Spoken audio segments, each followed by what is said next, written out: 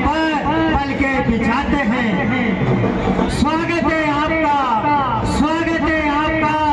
आप समारोह की शान हो, हम चाहते हैं आपको, आप हमारा अभिमान हो, आप हमारा अभिमान हो। अरे दिल के खूबसूरत हो आप, दिल के खूबसूरत हो आप, मन से सच्ची मूरत हो आप। तारीफ करें क्या हम आपकी, हमारे कार्यक्रम की सूरत हो आप, हमारे कार्यक्रम की सूरत हो आप।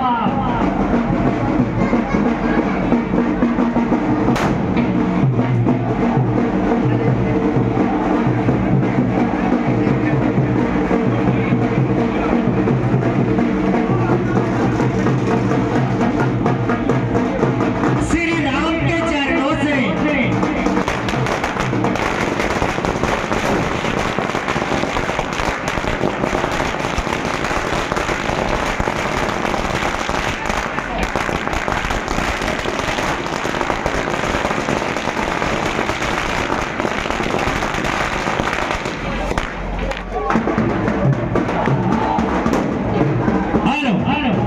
श्री राम के चरणों से अहिल्या का उद्धार हुआ, श्री राम के चरणों से अहिल्या का उद्धार हुआ। आपके श्री चरणों से ये फलिया गुलजार हुआ।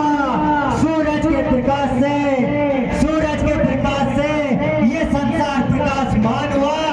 और आप आए तो हम आप सबका सम्मान हुआ, हम आपका सम्मान हुआ, हम आप सबका सम्मान हुआ। हसरतों से हम आपकी राह सजाते हैं, सपनों की दौलत हम आप पर लुटाते हैं। ना कोई फूल है आज के दामन में, आपके आने पर पलके बिछाते हैं, पलके बिछाते हैं।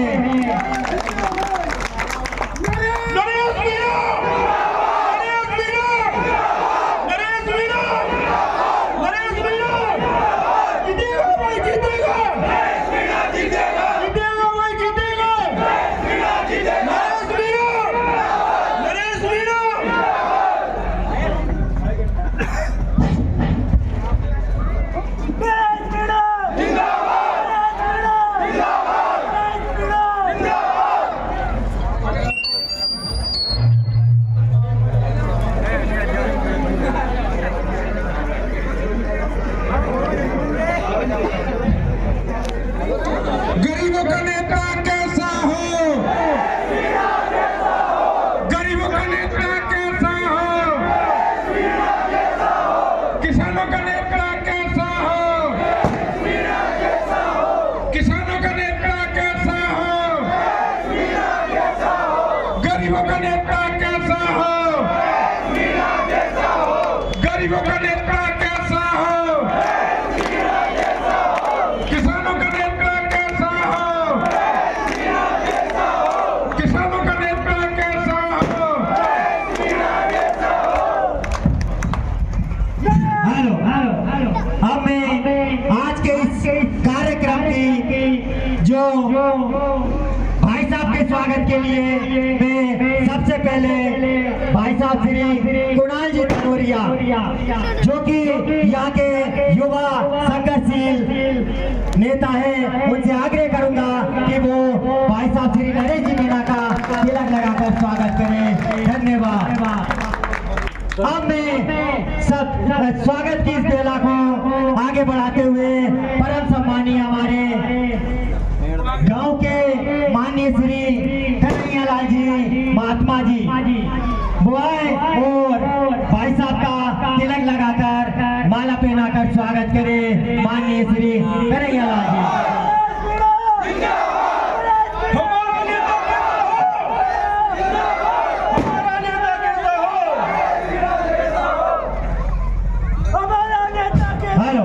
अब मैं भाई साहब के सम्मान में दो शब्द बोलना चाहता हूँ। ऊंचे आसमान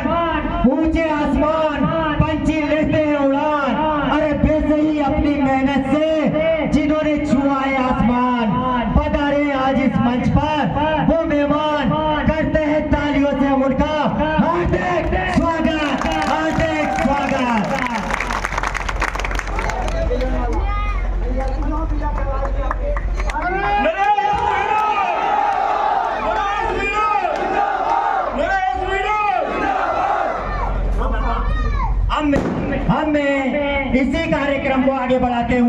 सबसे पहले माला के लिए भाई साहब के स्वागत के लिए भवनलाल जी लोधा, मांगीलाल जी लोधा, मान सिंह जी चांदन बेटिया, वो मेरी आवाज सुन रहे हैं तो तुरंत ही आए। और भाई साहब श्री प्रहलाद जी खटाना साहब, उनके स्वागत के लिए मैं आमंत्रित करूंगा भाई श्री अंकित साहब को, वो आए और खटाना साहब का तिलक लगाकर माला पहनाकर स्वागत करें। और इसी सम्मान को आगे बढ़ाते हुए मैं अब स्वागत की बेला में श्री हरलाल जी लोधा, वो मेरी आवाज सुन रहे हैं तो यथाशीघ्र मंच पर आए। श्री कृष्ण जी अहिर ठाकुर साहब, श्री कृष्ण गोपाल जी अहिर, श्री ब्रजमोहन जी मेहरा साहब, श्री मांगीलाल जी मेहरा, श्री रामदयाल जी सेन, श्री राम बरो जी केवट, विश्वेंद्र जी यादव कड़ैयाहाट, श्री रमेश जी मेरोटा राजपुरा, श्री मोतीलाल जी मंगरोला फलिया, श्री सभी सम्मानीय श्री मजबूत सिंह जी लोधा और श्री धर्मेंद्र जी से धर्मेंद्र जी लोधा नया गांव, श्री केदार लाल जी मंगरोला फलिया, वो आए और भाई साहब का माला पहनाकर स्वागत करें। चंपालाल जी राजपुरा, वो आए और भाई साहब का स्वागत करें। राधे श्याम जी सेन, सभी माफी चाहता हूँ अगर किसी का नाम छूट रहा है तो मैं मंच के माध्यम से माफी चाहता हूँ कि वो कृपया इस भावना को गलत ना लेवे, क्योंकि इतनी जल्दी मेरे मुंह से सभी का नाम नहीं निकल सकता है। माफी चाहूंगा। सभी से विशेष निवेदन है कि वो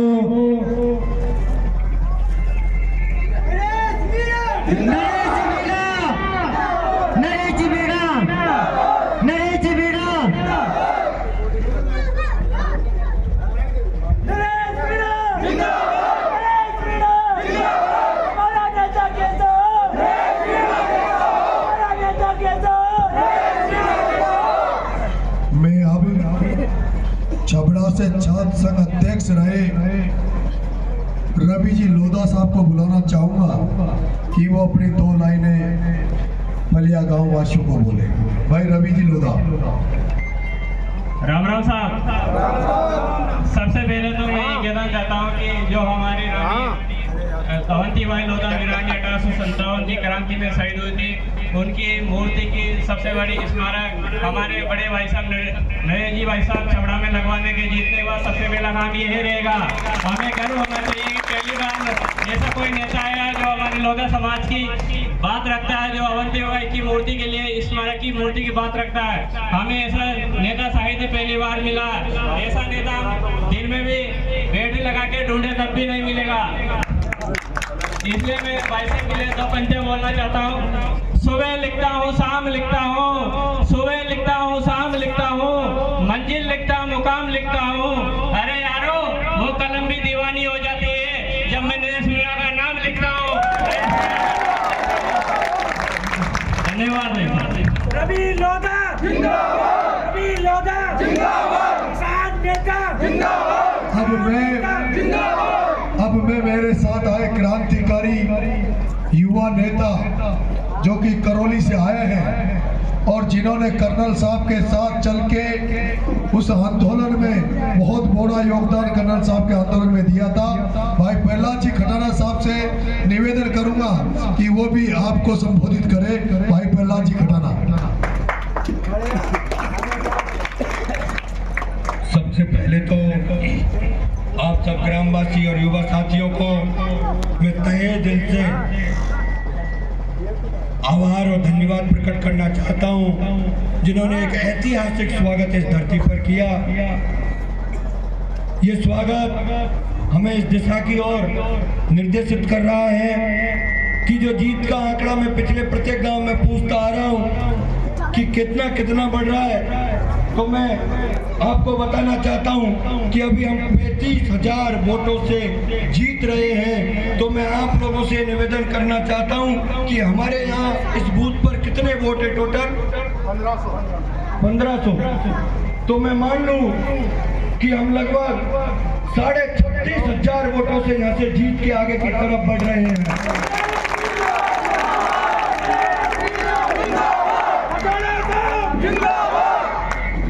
रानी अवंती जी महारानी लक्ष्मीबाई की तरह उनका इतिहास अगर मैं आपसे बोलना शुरू करूं तो पूरे दिन निकाल सकता हूं, घंटों भर तक उनके इतिहास पर बोल सकता हूं। उनके वंशजों, उस रानी अवंती बाई जी का अगर एक भी स्मारक छबड़ा छिपा बड़ौद की धरती पर नहीं होता है तो इससे बड़ा कोई दुख नहीं हो सकता। इतिहास हमें याद दिलाता है कि हमारी रगों में जो खून है वो किस इतिहास का है। पहली बार दलित और किसान का बेटा भाई नरेश मीणा आपके बीच में आया है, आपके लिए सड़क बनवाना, गौशाला खुलवाना, आपके अभी एक भाई बता रहा कि बहुत परेशानी है गायों की, कोई पहाड़ है उस पर रास्ता नहीं है, ये काम तो एक विधायक का करने का होता ही है। आपने 70 साल में देखा ही नहीं, इसलिए आप ये समस्याओं को कह रहे हो।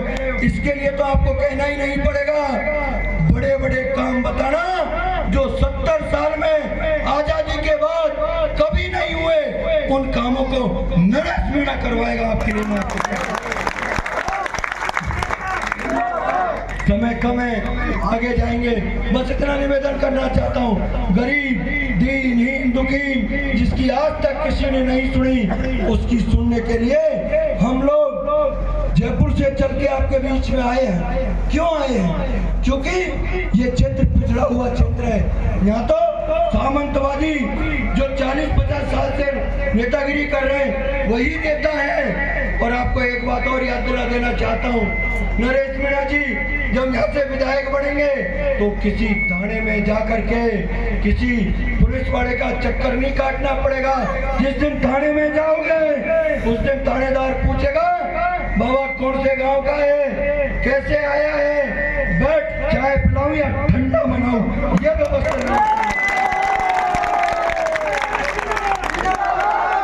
जो पुलिस वाले प्रशासन वाले जयन जीजा जिसको धमका देते हैं वो आप लोगों को मेरी नजर में मैं ये कह रहा हूँ कि वो आपको सिर्फ वोटर समझते हैं, इससे ज्यादा कुछ नहीं समझते। आपको लगेगा कि राज क्या होता है। जब नरेश मीणा जी राजस्थान की विधानसभा में पहुंचेंगे तो छबड़ा छिपा बड़ौद का नाम मैंने तो पहली बार सुना था। मैं भी राजनीति कर रहा हूँ 8-10 साल से, लेकिन मैं सुनता ही नहीं था कि छबड़ा छिपा बड़ौद है कहाँ। कभी कभी लोग कहते थे मैंने कहीं मध्य प्रदेश में तो नहीं है। पहली बार राजस्थान को पता लगा जब नरेश मीणा इस विधानसभा में चुनाव लड़ रहा है, तब राजस्थान ही नहीं कई हिंदुस्तान के कई स्टेटों में छबड़ा छिपा बड़ौद का नाम रोशन हो रहा है। आपको गर्व होना चाहिए। और आपको भाई साहब कहेंगे तो क्या मैं आगे भी जाना है। राम साहब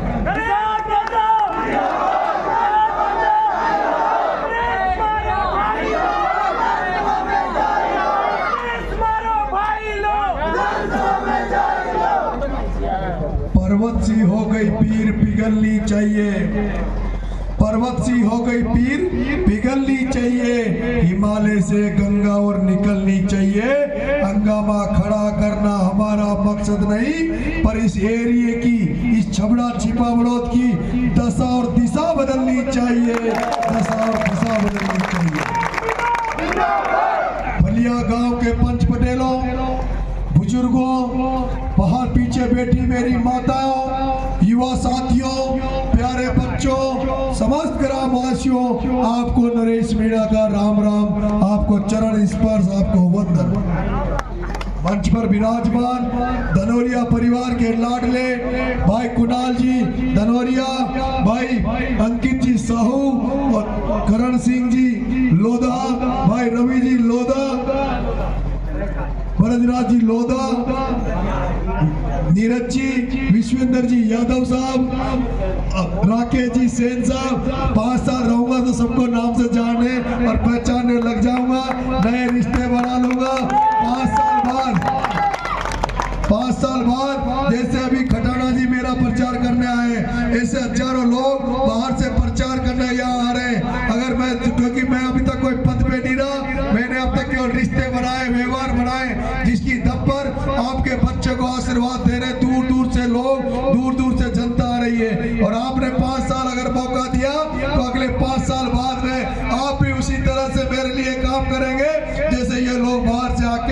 मेरे लिए काम कर रहे हैं।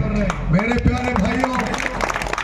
प्यारे भाइयों, किसान भाइयों, ये चुनाव नरेश मीणा नहीं लड़ रहा, ये चुनाव नरेश मीणा नहीं लड़ रहा, ये चुनाव मान सिंह जी धनौरिया लड़ रहे हैं।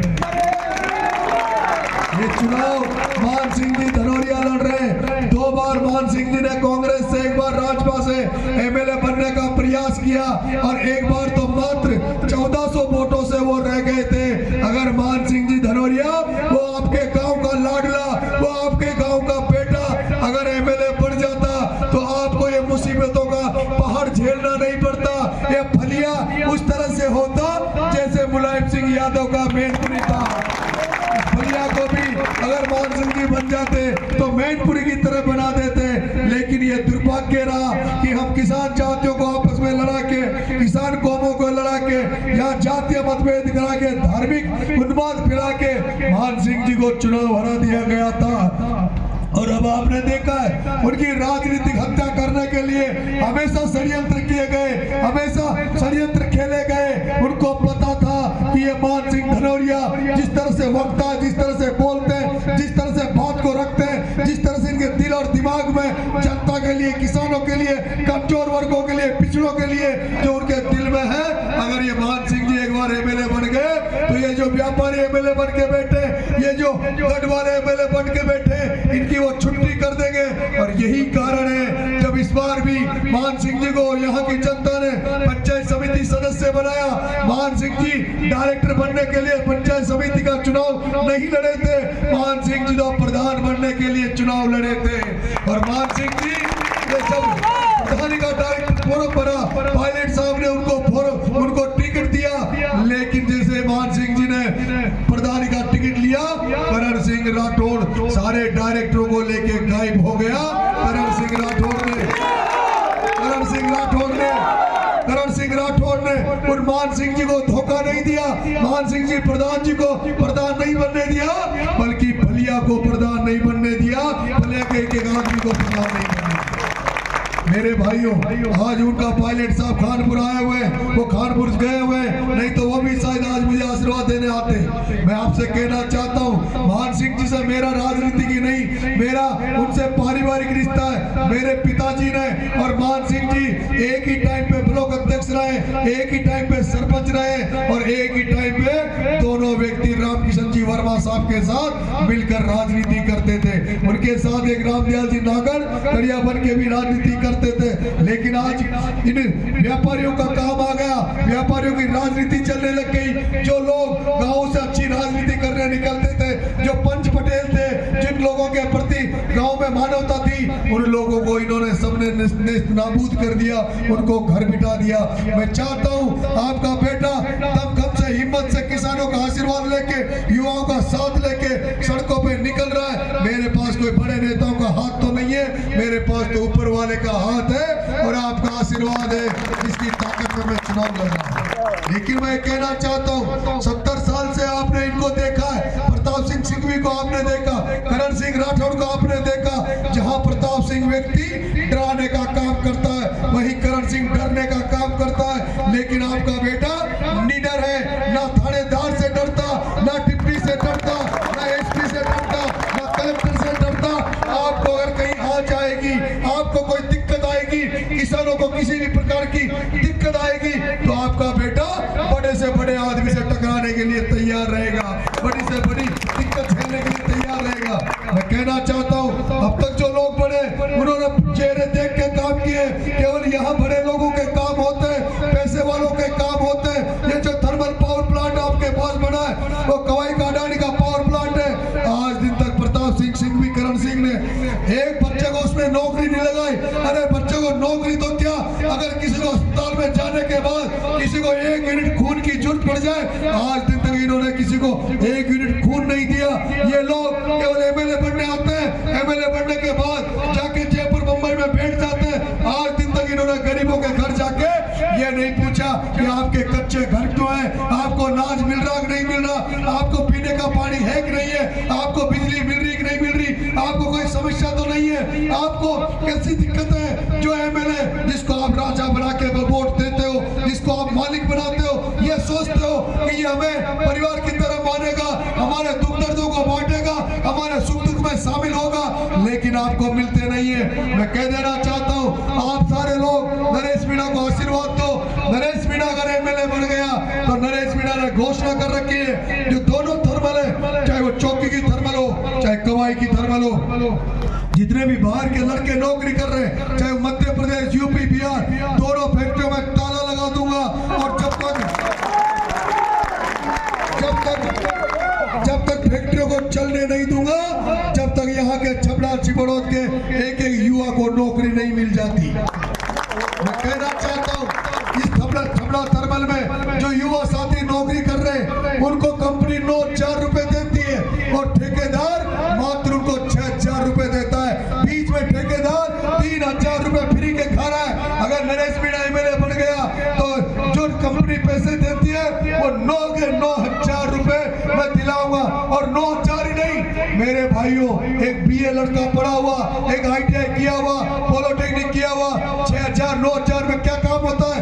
एक मजदूर को 300 रुपए तो लहसुन की कट्टी काटने के लिए मिल जाते हैं। जो बेरोजगार है, जो अनपढ़ है, उसको नींदने के पैसे मिल जाते हैं। और जो BA MA पास बोल के उसको 200 या 300 रुपए ये लोग देते हैं। आपका बेटा एमएलए बना तो आपका बेटा ये जो बेरोजगार घूम रहे हैं उनको नौकरी भी लगाएगा और उनका भविष्य सुरक्षित करेगा। उनको परमानेंट कराने की मांग नरेश मीणा छपरा की थर्मल में करेगा। मैं आपसे कह देना चाहता हूँ, नरेश मीणा अगर एमएलए बन गया तो ये बिजली का संकट तो दूर करूंगा ही करूंगा, लेकिन किसी भी किसान को रात को पाणत नहीं करने दूंगा, रात को लाइट नहीं देने दूंगा।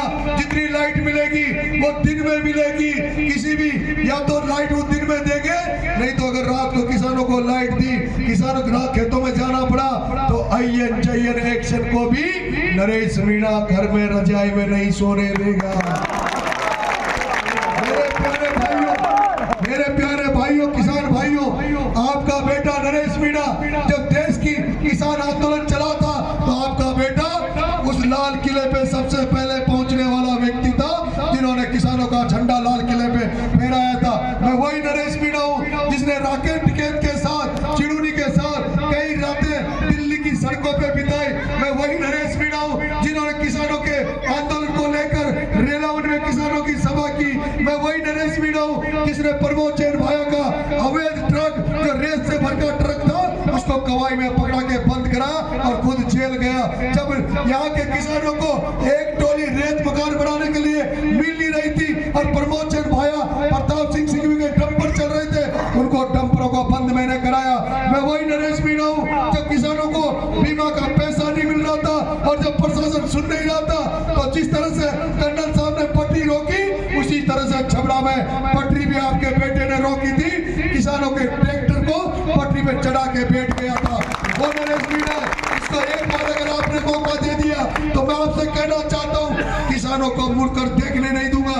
और अब केवल किसान खेतों में काम नहीं करेंगे, बल्कि किसान खेतों में काम भी करेंगे और उनकी आने वाली पीढ़ियां, उनके आने वाले बच्चे केवल खेतों से काम नहीं चलेगा, उनको हम पढ़ाएंगे, लिखाएंगे, आगे बढ़ाएंगे, नौकरियां लगाएंगे, सरकारी नुमाइंदे बनाएंगे, फैक्ट्रियों में मालिक बनाएंगे। हमारे बच्चे भी JCB लेके आएंगे, हमारे बच्चों के ट्रैक्टर भी धंधे पानी में चलने चाहिए। इस खेती बाड़ी से केवल पेट भरता है, इससे परिवार पलता है। ये खेती बाड़ी से हम लोग धंधा नहीं कर सकते, हम लोग अपने बच्चों को जयपुर दिल्ली नहीं पढ़ा सकते। अगर हमें आगे बढ़ना होगा तो इस खेती बाड़ी के साथ साथ हमें दुकानदारी भी करनी होगी, हमें धंधा पानी भी करना होगा, हमें इन फैक्ट्रियों में कब्जा करना होगा। अब तक रात को प्रताप सिंह सिंघवी उसके दलाल बेचते हैं, अगली बार आने वाले बढ़ गया तो किसानों के बेटे राख बेचेंगे, डंपर किसानों के बच्चों के चलेंगे, बच्चों के चलेंगे। ये मैं आपसे वादा करना चाहता हूँ। नरेश मीणा अब तक राजनीति पैसे वालों की हुई, पैसे वालों की हुई, धनाढ्यों की हुई, बड़े लोगों की हुई। अब राजनीति गरीबों की होगी। राजनीति को आपके गांव में लेके आऊंगा। राजनीति रवि लोधा जैसे ये बच्चे करेंगे जो ईमानदार है, जो चरित्रवान है। अब वो नहीं करेंगे जो जिसका बहुत मंत्री, जिसका वो वही बड़े नहीं। अब नए लड़के आएंगे, ये अंकित साहू आएगा लोधा समाज में से, यादव समाज में से, ऐसे ऐसे बच्चों को ढूंढ के लाएंगे जो आपकी सेवा करे, गरीबों की सेवा करे। मेरे प्यारे भाइयों, आपने मेरा जो आशीर्वाद आशीर्वाद दिया, मुझे स्वागत किया। इससे मुझे विश्वास ही नहीं, पूरा भरोसा हो गया कि आपने ठान लिया है कि इस बार इस बेटे को चेक कर लो, आजमा लो, इसको भी देख लो। आपने जो आशीर्वाद दिया, मैं आपसे लास्ट में इतना ही कहूंगा, अब तक आप एमएलए को ढूंढते थे, अब तक आप शिकायतें लेके दूसरों के दरवाजे पे जाते थे, अब तक आपको दूसरों के दरवाजे पे अपनी शिकायतों को पूरा करवाने के लिए भीख मांगनी पड़ती थी। लेकिन आपका बेटा कहता है अब आपको एमएलए को ढूंढना नहीं पड़ेगा। नरेश मीणा एमएलए बन गया तो नरेश मीणा चलकर आपके घरों पे आएगा, आपके दरवाजों पे आएगा, आपके मोहल्लों में आएगा, आपकी गलियों में आएगा और आपके बीच में आके आपकी समस्याओं को सोल्व नरेश मीणा करवाएगा। एक बात और कह देना चाहता हूँ, आज हर डिपार्टमेंट में भ्रष्टाचार होता है। आप मोटरसाइकिल चले जाओ, 2 सिपाही आपको मोटरसाइकिल पे रोक लेंगे, आपसे हेलमेट मांगेंगे, कागज मांगेंगे, लाइट देखेंगे, सब कुछ होने के बाद भी, लेकिन मोटरसाइकिल को जब तक नहीं छोड़ेंगे तब तक 500-1000 रुपए नहीं ले लेते। सेम थाने में होता है, बिजली घर में होता है। आपका बेटा आपसे वादा कर रहा है अगर एमएलए बन जाओ तो इस झगड़ा छिपा विरोध में किसी अधिकारी को, किसी कर्मचारी को, किसी गरीब से चवन्नी नहीं लेने दूंगा, फूटी कोटी नहीं लेने दूंगा, भ्रष्टाचारियों को यहाँ से उखाड़ फेंकूंगा। कोई भी भ्रष्टाचारी, कोई भी रिश्वतखोर इस छपड़ा छिपा विरोध की धरती में नौकरी नहीं कर सकता, ये वादा मेरा है। अगर कोई फिर भी करेगा, चाहे वो तहसीलदार हो, चाहे वो एसडीएम हो, कोई कितना ही बड़ा अधिकारी हो, नरेश मीणा की गारंटी है, काला मुंह करके खते में बिठा के और उसकी रेल बना दूंगा, उसकी फंगोरी निकाल दूंगा, ये गारंटी मैं देता हूँ। क्योंकि मेरे भाइयों, आपको इस छपड़ा छिपा विरोध को अब दमदार नेता की जरूरत है, मर्द नेता की जरूरत है। क्योंकि जब कंस का आतंक हो गया था, रावण का आतंक हो गया था, तो रावण के आतंक को खत्म करने के लिए भगवान राम ने जन्म लिया था। कंस का आतंक हो गया था तो कृष्ण भगवान ने जन्म लिया, सुदर्शन चला के और कंस को मारा। उसी तरह से ये प्रताप सिंह भी, ये करण सिंह, एक रावण है, एक कंस है, उनके लिए कृष्ण बन के नरेश आए, सुदर्शन चलेगा और इन अतिताइयों को, इन अत्याचारियों को, इन पापियों को यहाँ से खदेड़ के नरेश मीणा रहेगा। धन्यवाद साहब, राम राम साहब, आप सबका सहयोग मिला उसके लिए धन्यवाद। 25 तारीख को ज्यादा से ज्यादा मतदान करके बेटे को आशीर्वाद देना। Thank you, Ram Ram.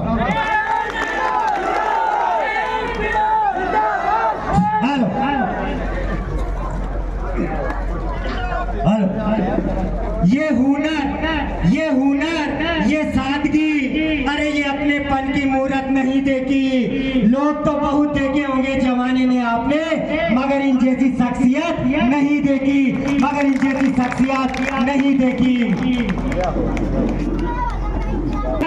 मगर नरेश जी भाई साहब जैसे लाखों में एक होते हैं, लाखों में एक होते हैं। बहुत बहुत धन्यवाद नरेश जी मीणा। सबसे पहले मैं एक बात भूल गया था, भाई नरेश मीणा जी को मैं आश्वासित कर दूं आपकी तरफ से, अब मोह भा भरोसे हनुमंता, बिनु हरि कृपा मिले नहीं संता। एक संत के द्वारा भाई नरेश मीणा जी को कहा गया है विजयी भव, इसलिए हम मान लें क्या हम यहाँ से विजयी के झंडे को निकल के निकलें। राम राम साहब।